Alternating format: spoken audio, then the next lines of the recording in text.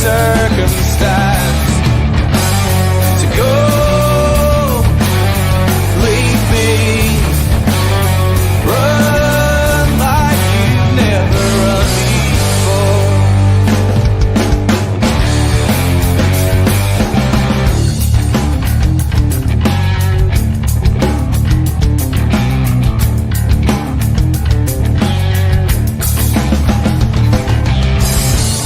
A voice from the underground, given room to breathe, not be drowned.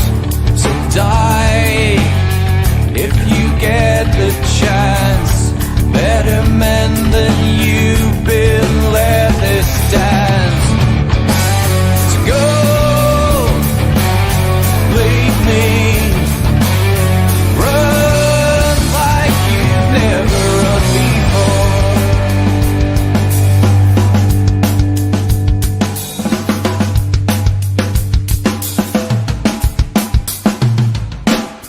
I have seen the worst, and there is nothing left for me to hate, so I can lay me down, my brothers, on the ground. I bled today until Coyote comes to raise me up and carries me away.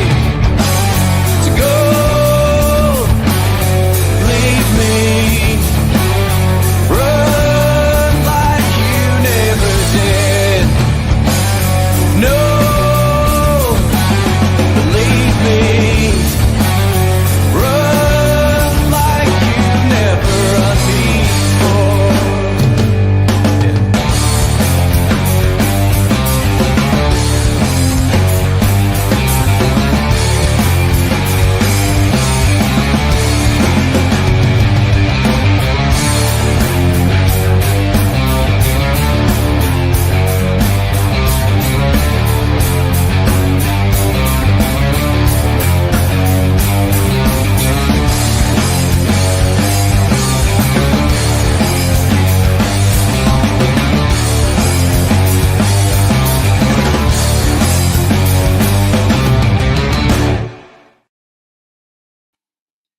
Hello and welcome to the Scottish Rugby podcast, brought to you by the Scottish Rugby blog. I hope you're all relaxed and happy at the end of the week. It's been one of those weeks, certainly for a few of us, and the weather seems to be an interesting one as well. So I hope everyone is safe and well. This podcast is part of the Sports Social Network. Don't forget to give us a follow or like on your favourite podcast app. If you're watching on YouTube, please hit the subscribe button and don't forget to give us a follow on social media, especially seeing as we have a lot of us have moved away from the dreaded place that we cannot mention, and we're on to now Blue Sky. So if you have a good look for us all, Scottish Rugby podcast on Blue Sky, and once you get on there, you'll find all of our ugly mugs and feeds to follow, and you'll hear that mostly about what Johnny McGinty thinks about mostly everything in the world of rugby. So we've got that here. You can find not just rugby, by the way. I've got a good one on deck about Day of the Jackal. I just haven't got excellent. Excellent. We can definitely get to that. You can find all the links on our website, www.scottishrugbyblog.co.uk.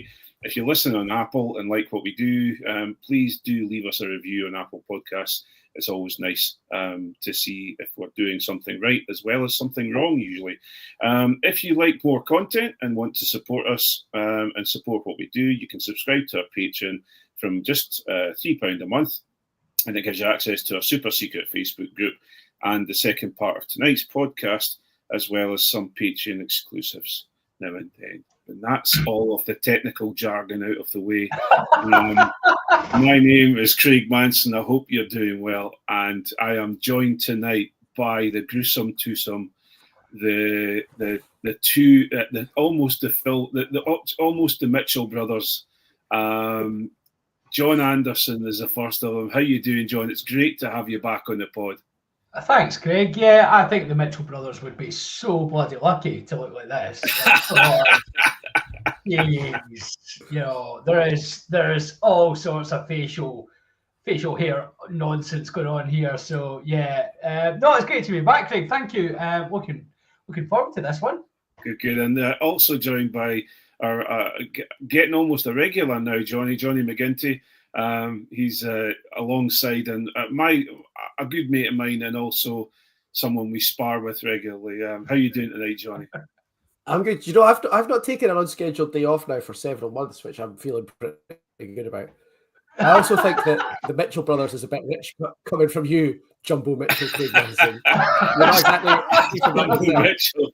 I'm just going to sit here and go.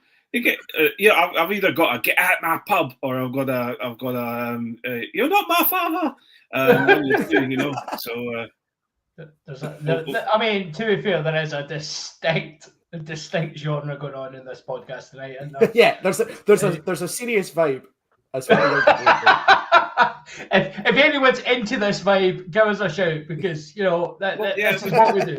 We can do an OnlyFans, I suppose. A certain kink, I suppose. I don't know. Scottish Rugby podcast OnlyFans. I'm not sure. Well, we've got the OnlyFans. If we bent our heads forward and put them really close together, that's prime OnlyFans material. Really soft focus on that. You could get away with it. You say that like I've not already done that in mine, Johnny. So when it comes, I love a Friday night podcast. We're on to it's a bit loose, isn't it? all of you non-Patreon members, you've got to get yourself a £3 a month, because you never know what you might get in the Patreon side of things. That's for sure. Yeah, it's like a box of chocolates, but I'm not sure that's the selling point you think it is.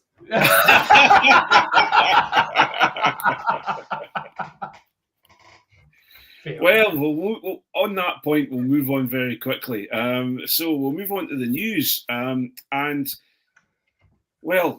Stafford McDowell, Johnny, is to captain Scotland A. He's been announced. The squad's been announced to take on Chile, or whatever you want to say. I'm not going to do an accent because I'm really bad at them and I'll get myself into trouble. He's joined by quite a few of the team that played against Portugal. Aaron Reid, there's Stafford, Aaron Reid, Jamie Dobie, Jamie Batty, Ben Muncaster, Freddie Douglas, all joined in the A's. And would you believe there's going to be a cameo of a certain Ben Healy on the bench for the A's?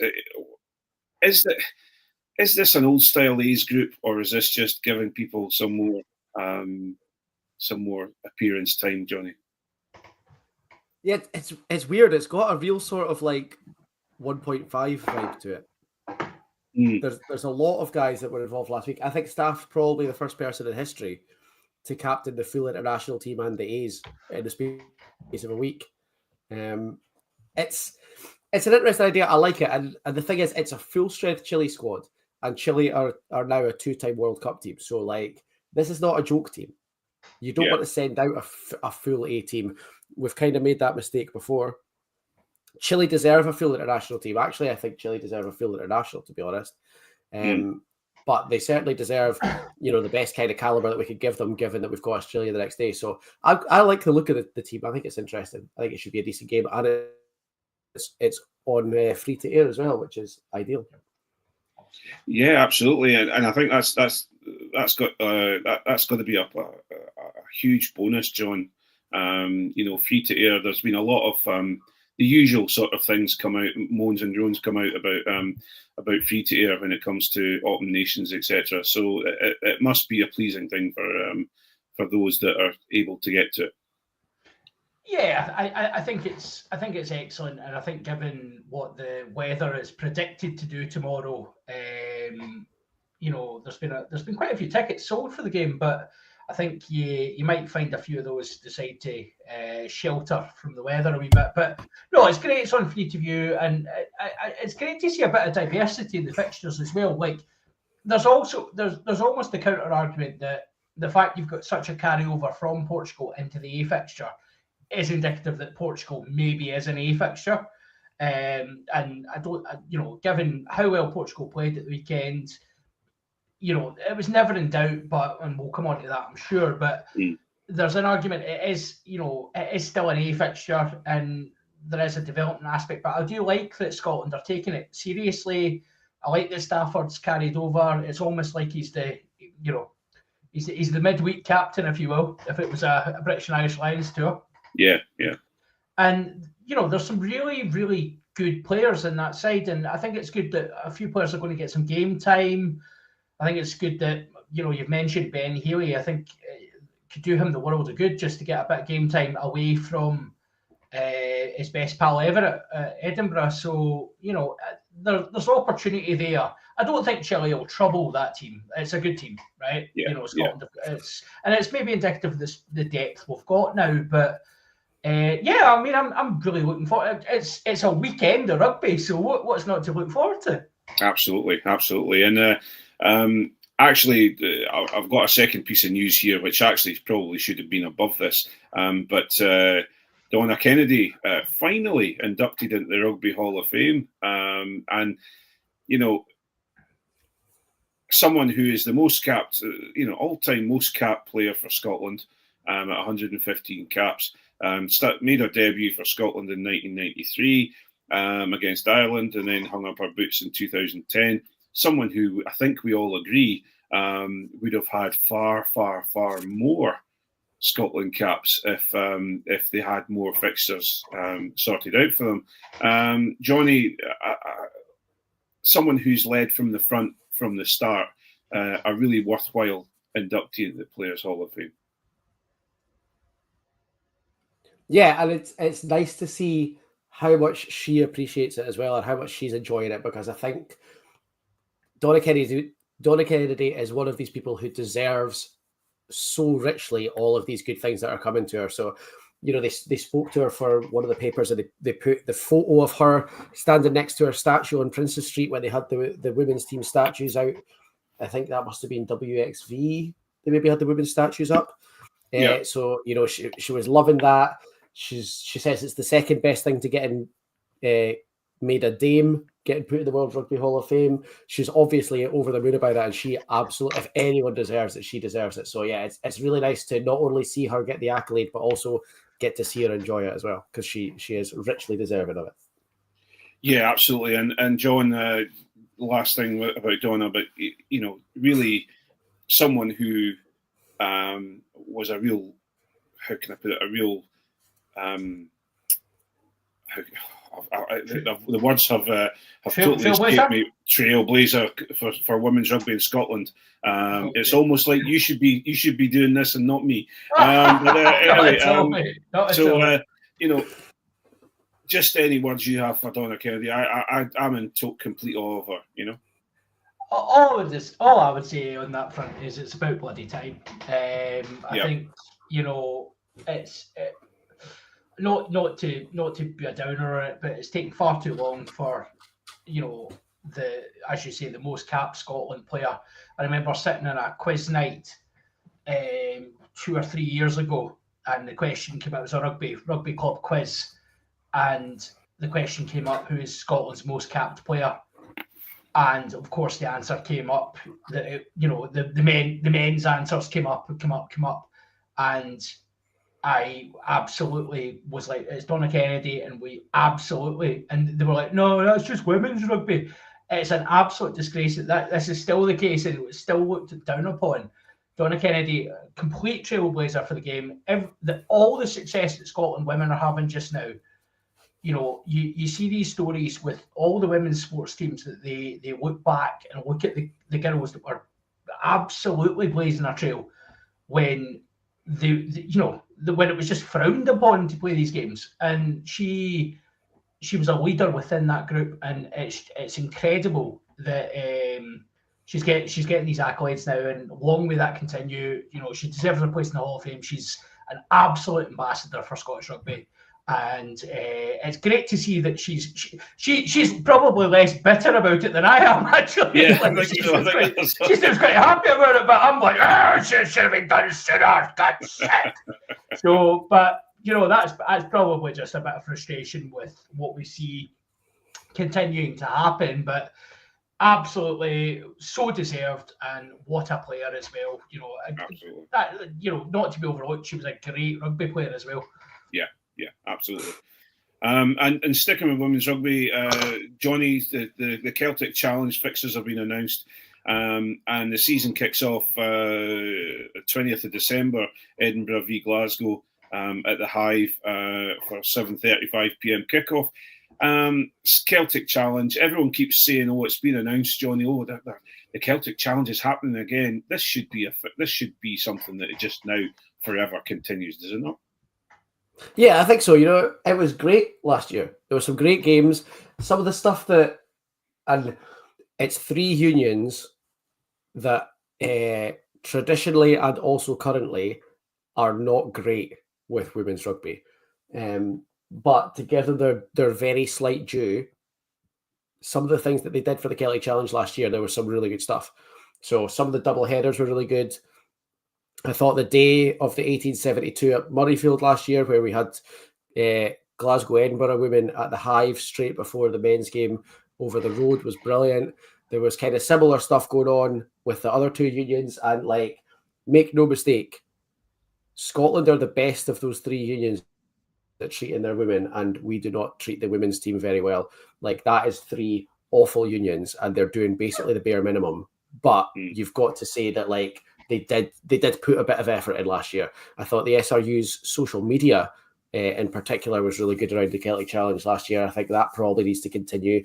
I think it's a good format, and it's only going to get bigger and get better, so there's no reason to change it other than to do more of what they're already doing, I would say. Yeah, absolutely. And I think one thing that does need to improve, John, is Glasgow's form. And we any chance I get, I'm sorry, if I ever get a chance to just rattle this because Edinburgh's in such a bad way at the moment in time, it's great to have an Edinburgh team that's doing well. But I think if we're averaging Glasgow and Edinburgh's men's and women's out last year, Glasgow would still come out on top, even with the women being last in the Celtic Challenge. I'm not sure about that, Johnny. But anyway, who won the URC last year? Hang on a second. Why don't you just? I've asked John a question here now. Come on. John, we're expecting. We've got a new. I think the coaches are being announced. It looks like there's what I'm very, very pleased with is that we now have 2 leading women coaches for the 2 squads, and Glasgow only have 1 way to go, and that is up, is it not? Do you know what? I'll let you have that, because I thought Edinburgh women last season were fantastic, and it was great to see the performance from them, and I was rooting for them. I thought they were excellent, and you're absolutely right. Glasgow women have got a long way to go, but that's not a problem. I think you're absolutely spot on. I remember reading, might have been on International Women's Day, the SRU were promoting the number of women in management positions in the SRU, and it was very vague what they were saying, and it's always quite frustrating when you see, international women's teams or club women's teams being managed by men, sometimes by men who've managed at a decent level, but who really haven't had much success. It's great to see, young Scottish coaches being given a chance. I think it's a fantastic opportunity, and that's, we always talk about the fact we've got 2 pro teams in the men's game, 2 pro teams not 2 pro teams, 2 teams in the women's game at club level. It's about creating those opportunities for coaches to develop and go on to those international levels. And I think the Celtic Challenge, to echo, Johnny's point earlier on, the Celtic Challenge it has to be here. This is how the Celtic League started in the men's game. So the fact we've got 3 unions, yes, there are 3 unions that have typically been horrendous to women's rugby, but it's progress, and I would want it to be faster. I would want more, but that's what we've got just now. And I think the day that the Glasgow and Edinburgh women's teams are made professional, which that's the next step for me. That's when we're making progress. But I think Edinburgh have got a good shot again this year. I think they've got a very, very talented player base, and if they bring in some ringers like they did last year, they'll be just fine. But what I will say, however, is what is good though is we are seeing a direct correlation from these two teams, Glasgow and Edinburgh, and the Scotland women's squad. And so you're seeing this direct correlation. So all of our fans can now be at a situation where they can go down and watch Edinburgh or watch Glasgow play in the Celtic Challenge, and then watch those players then pull on a Scotland shirt, and it'll just breed as many fans as we possibly can have for the women's game, and get to a point where we're filling both Scotstoun and also the Hive with fans to watch these games.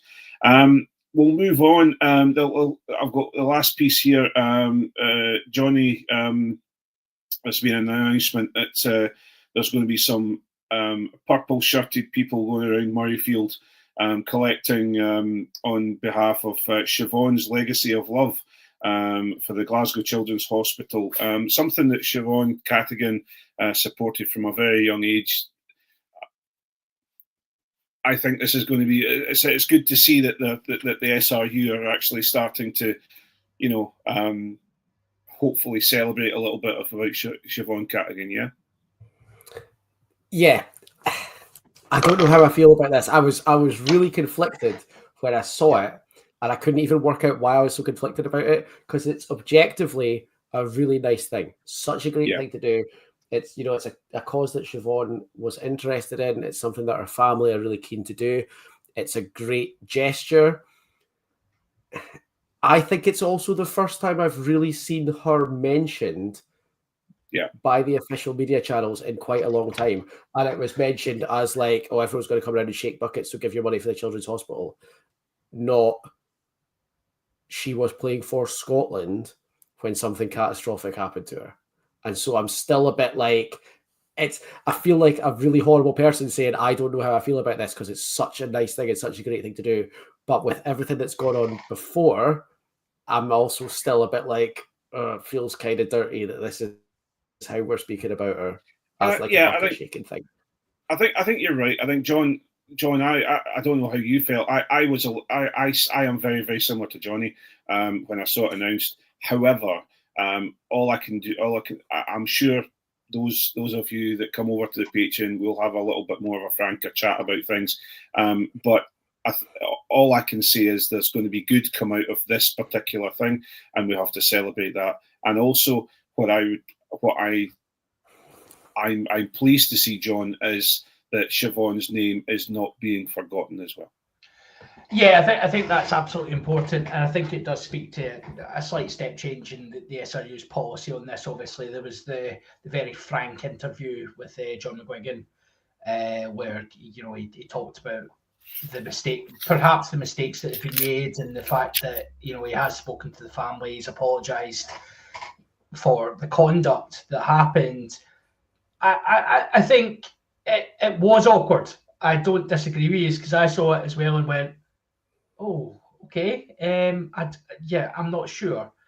I think it's great that they're raising money. I think it has to be done properly, and I agree with Jonny. I think there still has to be a bit of an acknowledgement of what happened. It seems to be that part of it, maybe, like, let's be honest, maybe that's at the request of the various parties that have been wronged within this. The family might just go, look, just get on with it, just go and raise some money in her name. If that's the case, that's fine. But I think if it's not the case, I think there is a degree of, you do have to still accept that it was a Scottish international rugby player who suffered an injury whilst playing international rugby, and the worst happened. And I think that's hard to sweep under the carpet. But I think it's great that we're making progress with this, and people are, it's great to see her name mentioned. Really, that's where I'm at. The more her name gets mentioned, and the more people remember her, that's so important. So I'm okay with it, but I was a bit weird when I saw it earlier on. Yeah, absolutely. So we'll finish up the news there. Apparently, sorry, I forgot. There is one bit of squad news to be brought out last minute. I believe Johnny McGinty has been named in the How Crusaders team to play rugby tomorrow. Oh, hello! Game's off already. The game's off. Oh man! Talk about celebrating. The teams came up this morning, and I went into the staff room at lunch, and as much as I'm always excited to play, I was a bit like the few games have been available this season when we've put 100 points on people in like late August, early September. I wasn't needed, and then today. I was needed when it's going to be -2 and we were playing Office on a frozen pitch tomorrow. I was like, oh yeah, so now you come crawling back. But no, the game's cancelled already. So. Yeah, I had that. I remember. I don't know if I was 50 or 49, and I was approached by one of the coaches at the house, and they said, look, we're needing a prop on the bench, or the game can't go ahead. Would you come onto the bench? And I went, yeah, I'm there for the team, absolutely no problem. But I'll just sit on the bench and don't work. I'll just sit. Anyway, no. If you're named on the bench, you will have to play at some point. I'm like, oh, and I was absolutely ending myself all the way through the night, and then it got frozen off, and I was like.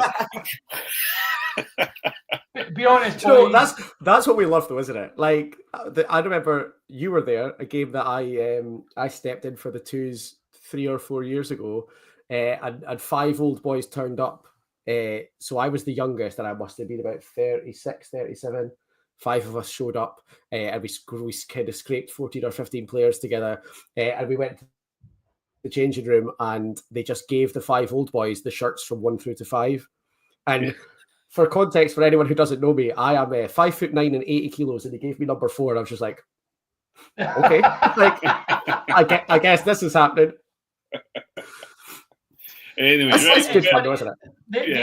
They don't come calling when you've got a metal hip anymore. It's fine. To think you'd probably survive a hit more than we would with your metal hip. Well, to be fair, the skate I took on the ice earlier on, I could probably survive an apocalypse. It was quite a big one. Skating on the ice, you need a metal sphincter, but that's a different That's for Patreon, mate. Let's talk about that. So on the weekend, Scotland played Portugal at Murrayfield. Scotland being the victors at 59-21. Jonny, Portugal came with a bit of bite, and we saw that on the field with them scoring 3 tries. Yeah. I was a little bit surprised by that. I was at the game, and I don't want to take anything away from Portugal, but.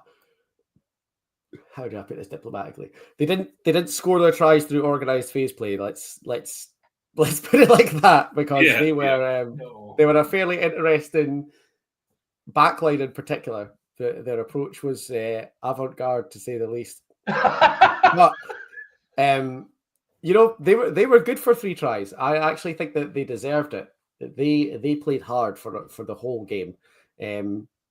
With what they had, with the players that they had, with the squad that they've obviously got, the organisation that they claim to have, they earned the tries. They were good for them.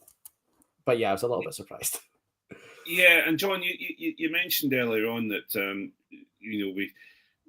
we may think that the Portugal game should have been an A game rather than a full international, but with them scoring 3 tries, Scotland defence coaches must be pretty grumpy about that, considering if you feel that it should have been an A game or had the sort of could have been an A game, yeah. Been an A game. When we've got players on the field that we had on the field, really they have got through us. I think there's a few players who came away from that game. I think it was a bit of a hiding to nothing, right? Let's put it out there. I think there's a few players that came away from that game having really not enhanced their reputations in any way, shape, or form. And I think we played up to Portugal's strengths. Portugal are very much at this stage, because we've got various people out, various retirements, sabbaticals, what have you. I think Portugal are very much an individualistic team that play through certain players and can score from anything. And we saw that at the World Cup, and we saw it at the weekend. But I think Scotland were guilty of playing into that and trying to overdo it. And I think there was an element of players playing for a match day position this weekend. Mm-hmm. But I also think that certain players continue to flatter to deceive in a Scotland shirt. And I think we're starting to very clearly see players that are not necessarily going to be international stalwarts for the next few years. I think it's great. We've got some depth in some positions, but there was a few, and maybe Craig, you want to talk about the Portugal scrum in the second half, because Scotland, both props, and you know I'm a massive favourite of one of those props, but both props were getting absolutely toasted. Yeah, and there's a fair bit to talk about that, I'm sure, but Johnny, we'll come back to them in a second, John. But no worries. Well, actually, no. I'm going to move on to that. I may as well move on to that just now. Jamie Batty and Will Hurd started, and I have to say, had a fairly different game from each other. You know, Jamie, obviously, he's playing for the A's this weekend to keep his game time up, but Will Hurd, John, I thought he had I'm not going to say he's absolutely to the same level as Xander, but I think we've got a diamond in the rough. I think so. I think Hurd had a decent game, and I think in the context of what he was up against, I think he done well. I think his loose play is excellent, and I think he's like, he plays like Xander, but not at nowhere near the level of Xander. Yeah, right? His loose play is excellent. I think his scrummaging is all right. You know, it's not world beating. He can walk out a scrum. But I think Hurd deserves his bench place this weekend. I think Batty, and maybe we'll come on to Miller Mills in a second, but I think Batty in particular, there was elements his side of the scrum was creaking quite a bit. Yeah, very much so. And I think, although they both got tries through the loose play, which I think well, just as you say, Will Hurd was far better at the loose play. In fact, I thought he was outstanding in the loose. Yeah. I'm very much a believer, and I'm sorry to say this, but if you, as we've talked about with Portugal and the standard of Portugal, they are a very good team. Let's remember that they have gone to a World Cup, but for a sixth in the world team to have a scrum being beaten by Portugal, we have a lot to worry about, and I will continue to bang that drum as much as we possibly can. But going on positives, Johnny, Josh Bayliss, Rory Hutchison, there's two players that have been, I think, in a Scotland shirt or a Scotland situation, have been underrated by Gregor Townsend. They really came. They're looking on a vein of form just now, Johnny. Yeah, they absolutely are, and I think the sad thing for them is that they suffer because of their position. They are playing really well in two positions where Scotland are not shy of players. Number 8, maybe a little bit lighter, and obviously with what looks like a quite long-term loss of Jack Dempsey, I think there's a big opportunity for Josh Bayliss. Rory Hutchison, I feel really sorry for, because I love Rory Hutchison. I've rated him for a really, really long time. But then there's Sione, and there's Hugh Jones, and there was Chris Harris before that, and there's potentially going to be Masesi Tuipulotu, and there's Cam Redpath, and it's just you've got to be as well. Staff as well, yeah. You've got to be outstanding in the centres at the moment. And Hutch was good on Saturday. I thought he was one of the bright spots in the backs. I've got some concerns about some of the things that went on with the backs on Saturday afternoon. But no, I thought Hutch was really good. I think all he can really do is take those opportunities as much as they come along. He's also a Premiership champion from just last season. Yeah. There's not a lot more that he could do, but unfortunately, everybody else around him was just doing that little bit more. So I thought Hutch at the weekend was. I thought his defence in particular was vibrant. He was he was enjoying the big hits, wasn't he? And his attacking play was solid enough, but I think that might go against them again because it's Glasgow, Scotland are very keen to attack through the centres. You can see that they pick guys that can attack. Harris is no longer the when we were playing the best defensive rugby in the world, TM, which followed on from the fastest rugby in the world, TM. Harris was the main man, but I think Hutchison. I agree with you. I think he's a fantastic player. I think he's completely outdone by the fact he's the position, and I think there's an element of Townsend often tries to shoehorn players into positions to do that whole versatility thing. And you saw that prior to the World Cup. He was like, oh, let's throw Hutchinson in at 10, let's throw him in at 15, let's do this, let's do that. He's not a utility back. He's very much a 13, and he's great at 13. So, let him have that run. But yeah, the shirt is unfortunately not his just now. His Johnny's distribution is phenomenal. I watch a lot. Yeah, he is. He is a very good player. Incredible, and he's a bit for me. And I'm not sure. He's a bit like Damien Pinot for me.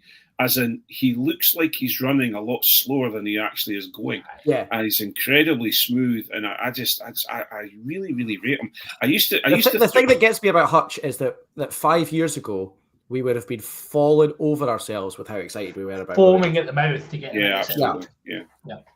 And I guess this moves on again, Johnny, to Aaron Reid, and someone again that looks absolutely fantastic. When it comes to pulling on a Scotland shirt, did not seem to have any he took probably 10-15 minutes to warm up a little bit, but an absolutely devastatingly quick player. Yeah, and that's so we sat down on Saturday, and I was with the family, and obviously, like, as much as they are both big into rugby, and we all watch Glasgow together all the time. We all watch Scotland all together all the time. They have better things to do with their time than consume the amount of rugby that I do. So I was sitting down and I said to them, watch how fast Aaron Reid is. And we had to wait about 15 minutes, but oh my word, he is rapid. Unbelievably quick. And he was really exciting on Saturday, I thought. I think if you were there for a day out because it was the cheap tickets and you were a usual sort of Murrayfield attender, I think Aaron Reid was probably the person who you went away from going, he was exciting, because what a spark. There was a couple of down moments, but the couple of down moments were not his fault. I think that was people around him, and the decision making is the thing that I've got a real worry about. And he kind of suffered on the end of that a couple of times. But anytime he had his own opportunity, geez, he is something else. Very exciting. Yeah, and John, talking about Aaron Reid, and we talk about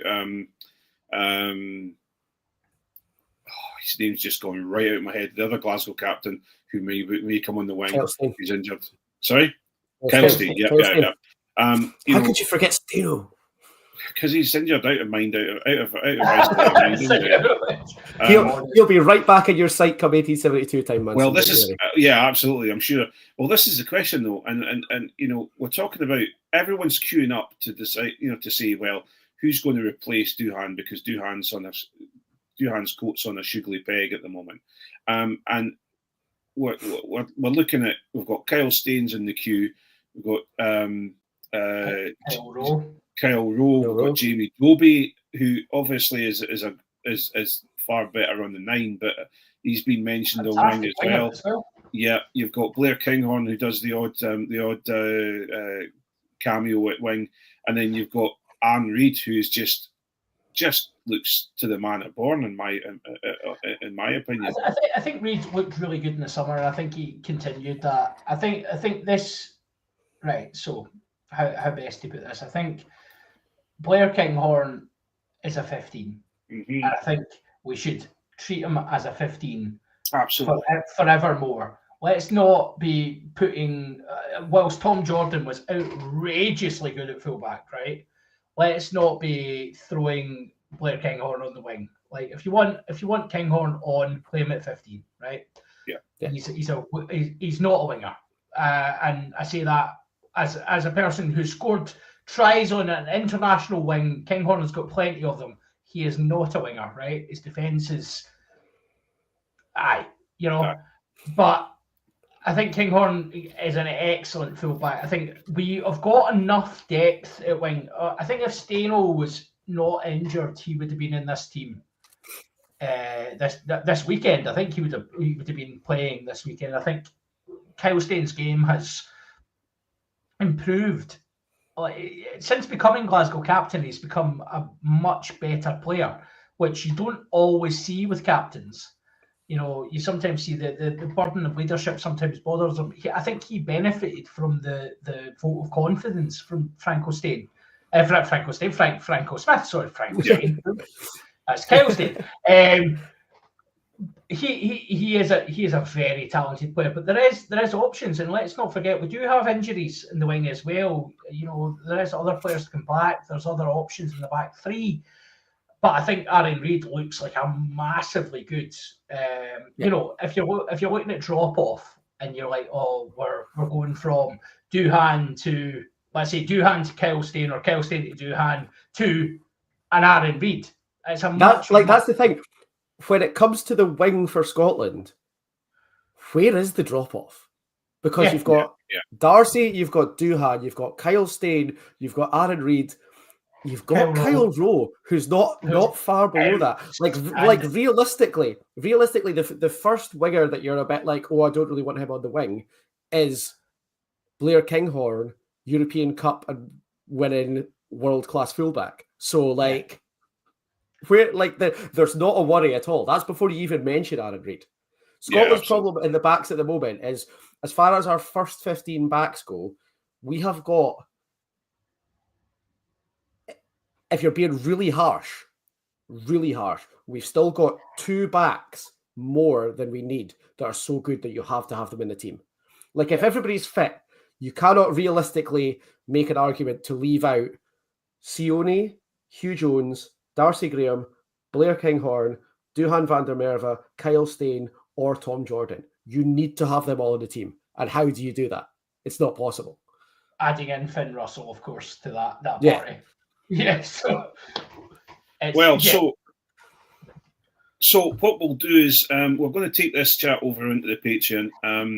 We've stayed 13 minutes longer than we really planned to do, so it was great. It's all right because we had the intro, so it's technically only 10.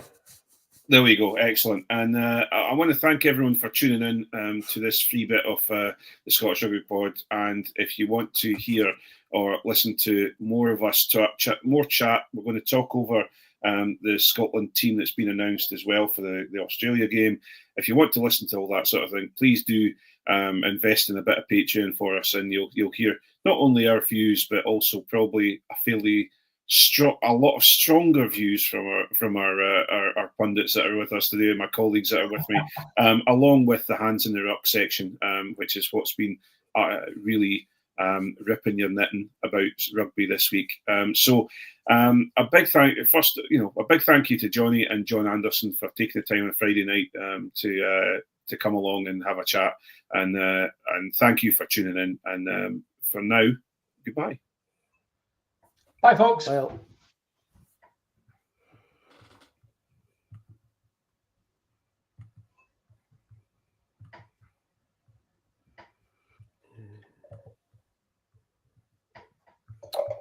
Off you fuck. There we go. Right, I'm going to go and make another copy.